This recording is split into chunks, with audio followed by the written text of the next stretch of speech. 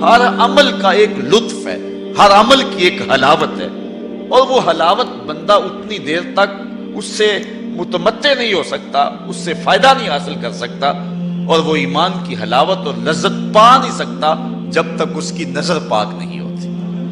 اگر کوئی بندہ چاہتا ہے کہ میرے باطن میں انوار چمکے تو رزق حلال کا اہتمام کرے، ورنہ سینہ روشن نہیں ہو سکتا، جو مرضی کر لے۔ اگر رزق پاک نہیں ہے تو سینے میں روشنی نہیں آ سکتی، اور اگر نظر پاک نہیں ہے تو عبادت کی حلاوت نہیں مل سکتی۔ نماز پڑھتا ہے، سجدہ کر رہا ہے، قیام کرتا ہے، بس ایک مشق کر رہا ہے، لیکن اس کی ایک حلاوت ہے، اس کا ایک سرور ہے، اس کی ایک لذت ہے، اس کا ایک کیف ہے جو مومن کے سینے کے اندر جو ہے وہ چھا جاتا ہے۔ ذکر کا ایک مزہ ہے نا، اس مزے کو حضرت سلطان باہو کہتے ہیں نا، اندر بوٹی مشک مچایا اتے جان پھلن تے آئی ہوں۔ پھر وہ کیفیت بنتی ہے کہ نہیں بنتی ہے؟ تو وہ سرور بندے کو نہیں ملتا جب تک اس کی نظر پاک نہیں ہوتی۔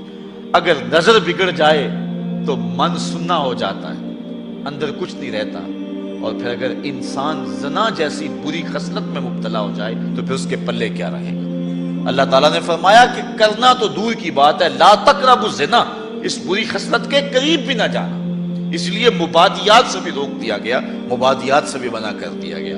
تو فرمایا جس شخص کو کسی عورت نے دعوت گناہ دی، اس طرح کسی عورت کو کسی مرد نے دعوت گناہ دی، اور اس عورت نے اپنی عصمت اور اپنی آبرو کی حفاظت کی، اور اس کو کہا پیچھے ہٹ جا، مجھے اپنے رب سے ڈر لگتا ہے۔ اور اسی طرح کسی مرد کو کسی عورت نے دعوت گناہ دی، اس نے کہا فقال انی اخاف اللہ، میں اللہ سے ڈرتا ہوں۔ اللہ اکبر۔ تو حضور فرمایا اس کو یہ اعزاز ملے گا۔ امام یافعی نے روض الریاحین کے اندر لکھا ہے، ایک نوجوان کپڑے کی دکان پہ کام کرتا تھا، اور تھا بڑا پارسا اور بڑا خوبصورت، دل کا بھی ستھرا تھا، ظاہر کا بھی ستھرا تھا، من بھی سونا تھا اور تن بھی سونا تھا، بڑا خوبصورت تھا۔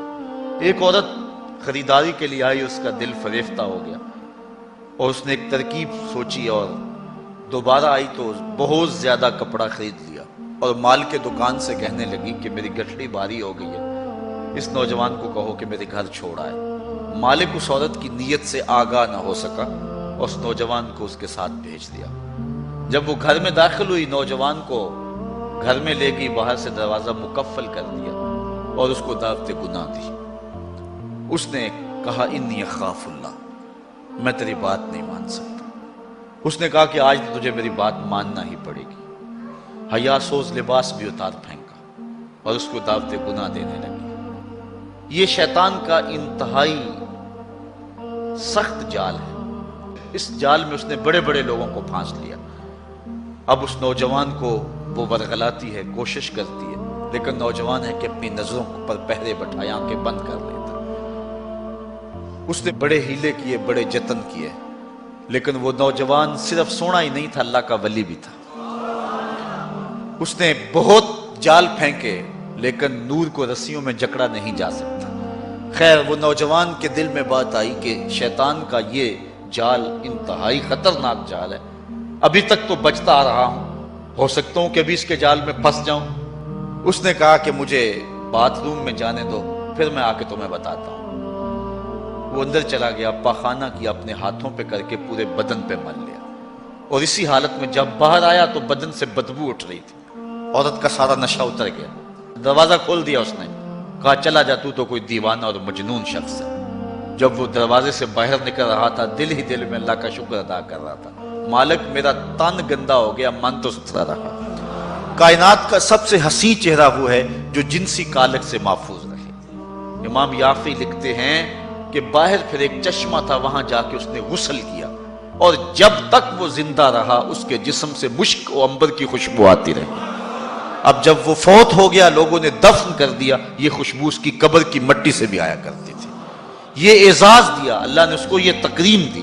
بعض روایت میں اس کا نام مغیرہ بتایا گیا ہے کہ لوگوں نے اس کا نام مغیرہ مشکی رکھ دیا، کہ وہ مغیرہ جس کے بدن سے خوشبو آتی۔